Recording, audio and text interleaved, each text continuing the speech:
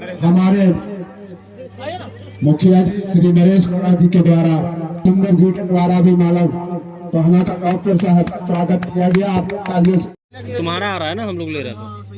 सही सही सही बोल रहे थे।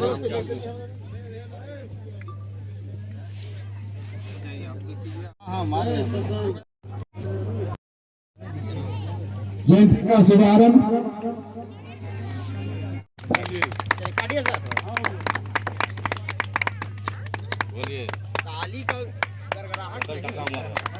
सभी उपस्थित हमारे बंधुओं, सभी लोगों से जोरदार ताली मांगिए।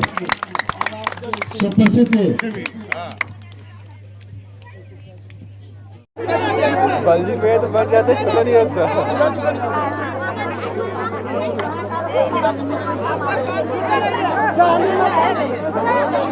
आगे आगे, अरे वहाँ बोल रहे थे सब अपने कहाँ लगा रहे हैं।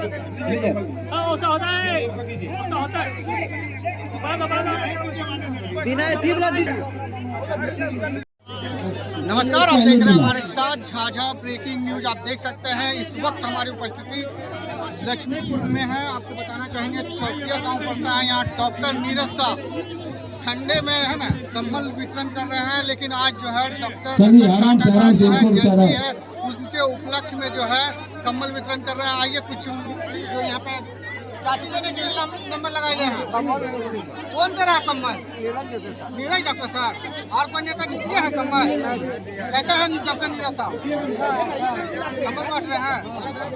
और क्या क्या बोले हैं? क्या नाम है?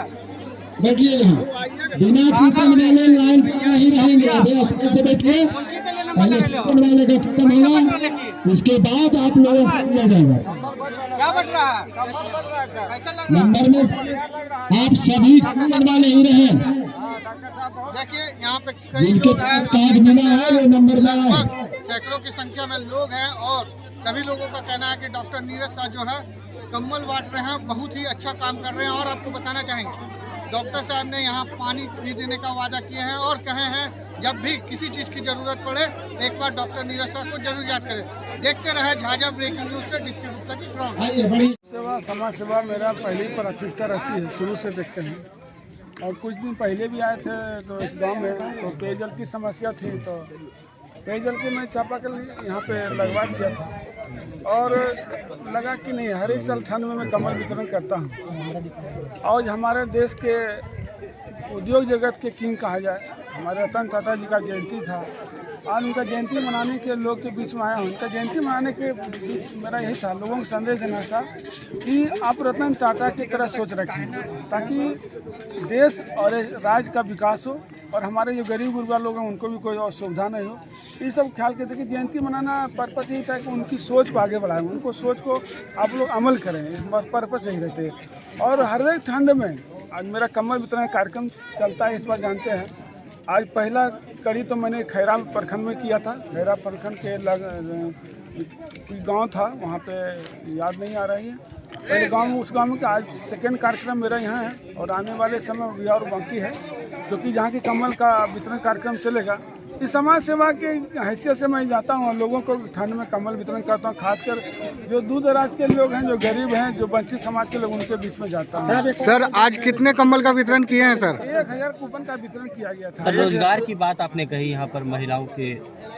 देखिए, इस आदिवासी गांव में जो अब आए तो हमारे छोटे भाई संजीव जी हैं, उनको बोले कि आप रतन टाटा जी का चर्चा करें, यहाँ कम से कम कुछ ऐसा फैक्ट्री या कुछ ऐसा काम लगे यहाँ को रोजगार मिले। तो मैंने जंगली क्षेत्र होते हुए नाते यहाँ पर सोचा कि पत्तल का एक फैक्ट्री लगवा देता हूँ ताकि लोग फैक्ट्री बनावे और उसकी माँ बात है कि उसका जो इनकम वो बच्चे पढ़ाने में लगाने। संभव हो पाएगा मतलब ये मतलब आगे आने वाले समय में ज़्यादा 1-2 महीने टाइम लगे, ज़्यादा नहीं लूँगा भाई। मतलब वही दूसरा है, मैं जो कहूँगा करूँगा। मतलब बहुत जल्दी यहाँ की महिलाएं जो आत्मनिर्भर बनेंगी। बहुत 2 महीने के अंदर मैं उसका काम करूँगा। डॉक्टर नीरज साहब किसी पार्टी में है या अब देखिए, पार्टी को मैं विचारधारा से जुड़ा हूँ। पार्टी मैं कर्पूरी लोहिया लालू के विचारधारा का आदमी मानना है। इस बात को लोग खुद समझ ले। इस बात को पार्टी मेरे लिए मैंने पार्टी बार बार पहले कहते चुनाव लेने के राजनीतिक प्लेटफॉर्म की जरूरत पड़ती है, इस बात को समझे।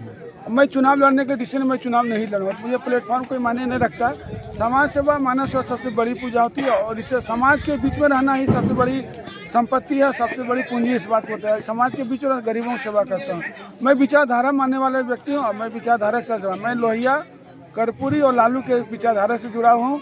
उस विचारधारा पर चौंकिया मैं जहाँ भी रहूँगा और किसी प्लेटफॉर्म पर अगर राजनीतिक पार्टी की बात करते हैं, मैं अभी कहीं कुछ दूरी बनाए हुए हूँ और आगे भविष्य चुनाव में नहीं लड़ना चाहिए। चुनाव नहीं लड़ना प्लेटफॉर्म की जरूरत, हमारे सब समाज बराबर, इस बात को समझे, लेकिन विचारधारा में बदल नहीं सकता, इस बात को जानो। डॉक्टर नीरज साहब भविष्य में कभी भी चुनावी मुद्दे नहीं, और कभी एजेंडे पर नहीं, चर्चा नहीं कभी करने नहीं, वाले। कभी भूत भविष्य में चर्चा नहीं करेंगे। 9 वर्ष को लेकर क्या कहना चाहिए? 9 वर्ष में ही के आने वाले समय हमारा देश के, हमारे राज्य के सभी लोग स्वस्थ रहें, सब परिवार से कुशल रहें और सब माता बहनों से सब अपने बच्चे पढ़ाएं। शिक्षा बहुत बहुत महत्वपूर्ण है। सब शिक्षा के लिए लोग आगे बढ़ेंगे। सर, मोबाइल का नेटवर्क नहीं पहुंच पाया, डॉक्टर नीरज साहब पहुंच गए यहाँ पे। देखिए बात है, गरीबों के बीच में मैं रहता हूँ तो इससे ज़्यादा वंचित शोषित अगर है आदिवासी समुदाय लोग इस जंगल में, यहाँ के जंगल के 10 गाँव यहाँ पे लाभान्वित हुए कम से कम, इससे बड़ा खुशी क्या हो। सर एक अंतिम सवाल है कि सबसे बड़ी बात जो है शिक्षा से जुड़ी आती है, तो जब भी शिक्षा की बात आएगी तो आज जो समय चल रहा है वो डिजिटल जमाना चल रहा है, तो ऐसे में डिजिटल रूप से बच्चे कैसे आगे बढ़ पाएंगे? अगर नेटवर्क ही नहीं पकड़ा तो शिक्षा का स्तर कहाँ है? देखिए हम एक चीज़ बताता हूँ,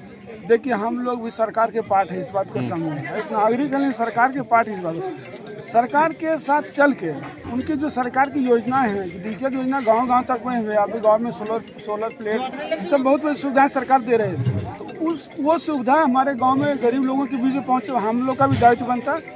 और इस कड़ी को देखते मैं लोग के बीच में तो जो समस्या रहती है मैं सरकार के पास रखता हूँ और कोशिश करता है कि सब बिजली की समस्या थी, कम से कम बिजली की समस्या लगता है, तो यहाँ पे ले जल्द ही कुछ बिजली लगने जा रही है। तो सब सुविधा है। जब तक हम सचेत नहीं होंगे, हम कॉन्शियस नहीं होंगे, तो गरीबों का कोई हितकारी काम नहीं हो सकता। इसलिए हम लोग को भी जरूरी है, हम लोग सरकार के पार्टी इस बात को समझें।